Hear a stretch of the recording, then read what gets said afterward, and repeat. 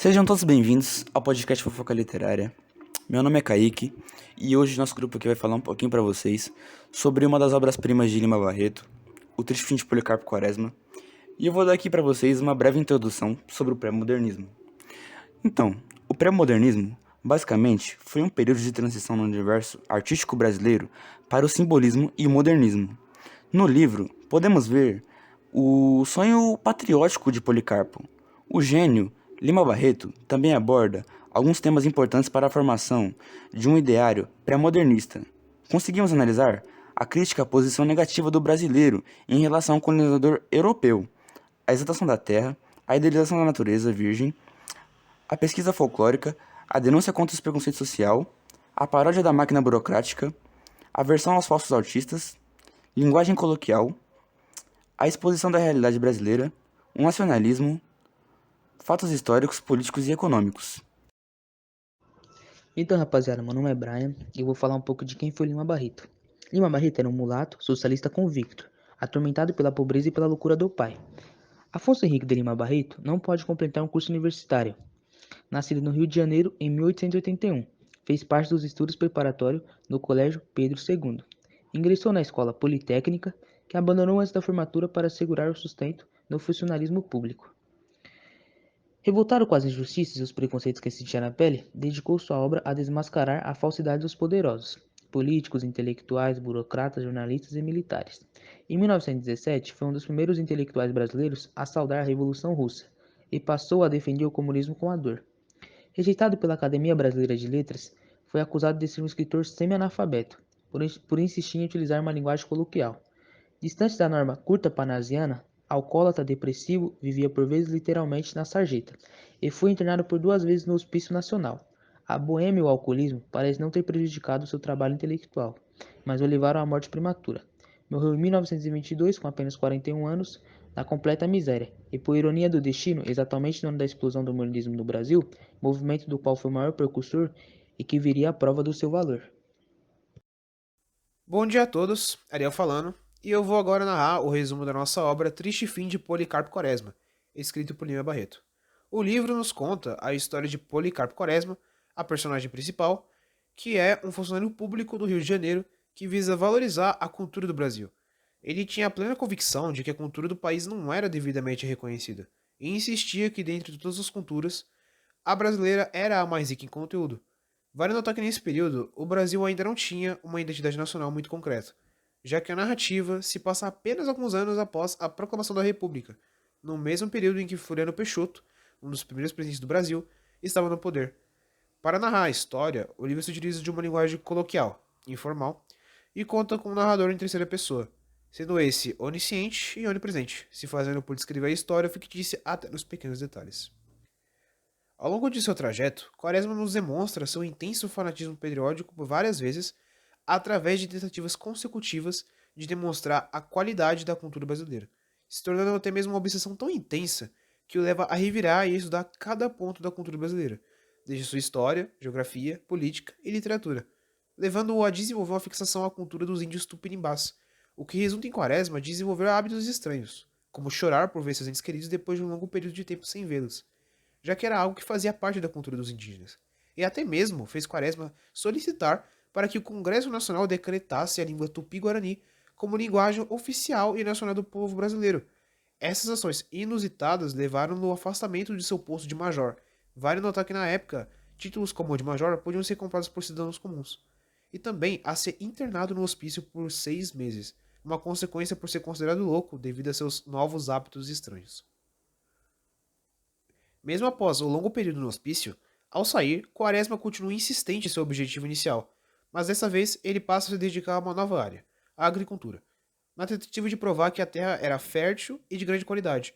Porém, vem a falhar devido à sua falta de preparo, conhecimento na área e uma série de outros fatores, como as formigas saúvas que devoram seu plantio.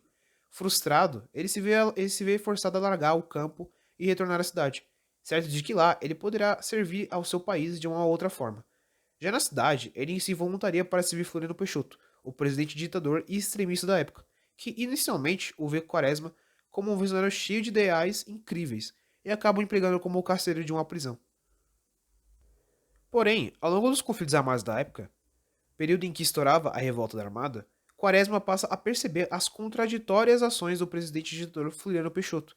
Quaresma vê Peixoto executar prisioneiros brasileiros e fica indignado. Para ele, era um absurdo um presidente voltar as forças para o próprio povo. Isso acaba o levando a protestar contra as medidas de Peixoto, que o Peixoto mantinha contra os prisioneiros, pois ele achava hediondo tratar com tamanha crueldade os prisioneiros. Dessa oposição leva Quaresma a ser preso e condenado por morte por fuzilamento a mandado do próprio Peixoto, dando fim à história de várias tentativas frustradas, decepcionantes e ingênuas de Quaresma, de exaltar o seu país. Este é o triste fim do desiludido Policarpo Quaresma, morto e fuzilado na tentativa de defender a sua própria pátria. Bom, gente, hoje eu vou falar um pouco sobre o que estava acontecendo na época em que o livro foi escrito.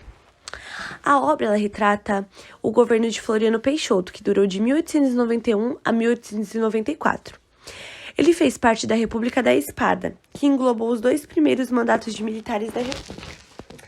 Nessa época, o país se encontrava em caos por conta da quebra do sistema legislativo e do encilhamento que afetou a economia do país, levando empresas à falência, aumentando o custo de vida e desvalorizando a moeda. Além disso, acontecia a revolta da Armada, que começou lá na capital do Rio, pelos marinheiros. Eles se revoltaram contra o governo autoritário e centralizador de Floriano Peixoto, que descumpriu a Constituição de 1891, que falava que, caso um presidente não cumprisse 2 anos de mandato, deveria ser convocada uma nova eleição. Mas Floriano não aceitou convocar novas eleições e assumiu o poder mesmo assim, dando um golpe de Estado. Esta ação levou os generais, em março de 1892, a escreverem uma carta de manifesto exigindo o cumprimento da Constituição. Mas Floriano, todo autoritário, puniu os revoltados com a prisão deles. Com isso, a Marinha tomou frente dessa disputa, exigiu a convocação de novas eleições. Mas os revoltosos não tiveram o apoio necessário para estabelecer uma resistência e foram derrotados. Migraram lá para Santa Catarina e iniciaram uma nova revolta federalista. Depois desses tumultuosos governos militares, o Brasil começou sua nova fase civil na presidência. Floriano ele não conseguiu indicar um novo candidato à sua sucessão por conta da falta de apoio. E assim, Prudente de Moraes assumiu o poder, se tornando o primeiro civil a governar o país. Oi, gente! Mas assim, observando toda essa história, a gente pode até se perguntar como que a gente tem uma fascinação por essa cultura militarista, né? É como se o Brasil ele vivesse entre armas e livros. Tipo assim, hoje em dia, a gente vê que as pessoas projetam essa cultura militarista na sociedade, mas é assim, se a gente levar na íntegra, será que não seria um medo de um governo comunista? Gente, uma coisa que eu achei bem interessante também é que a forma como Lima Barreto retrata Floriano Peixoto como um patriota, mas não patriota por amor ao Brasil. Sabe? A gente vê um patriota por fascinação ao poder, sabe? Como se ele usasse o Brasil como um objeto de satisfação do próprio ego. E se a gente fazer essa analogia para os dias de hoje, a gente vê que a política não foge muito disso. A gente vê que a política hoje usa da força e do autoritarismo para te manter nas rédeas, sendo que os direitos que é bom a gente não tem. Sim, aí você vê essa discrepância entre o Floriano, o presidente, e o Policarpo, que amava a pátria, mas assim, amava a cultura local. Entende? Aquele que realmente soube valorizar a cultura brasileira. Mas se a gente observar, a gente vê que as pessoas ainda projetam essa cultura militarista, né, na sociedade. E assim, talvez por conta do medo do governo comunista, como se elas pudessem ter receio da perda dos valores conservadores e que o país virasse um estado sem regras, como se a gente confundisse a segurança com a falta de liberdade. E aí pudesse gerar o desejo que os militares tomassem o poder, né, tomassem a posse, como se fosse para colocar rédea nas pessoas, entende? É por isso que a gente precisa de mais policarpos, sabe? Pessoas que possam realmente valorizar o Brasil, que elas possam se importar realmente com a pátria e se preocupar com o bem-estar das pessoas, e não só das pessoas, mas da cultura também, respeitando a liberdade. Tchau!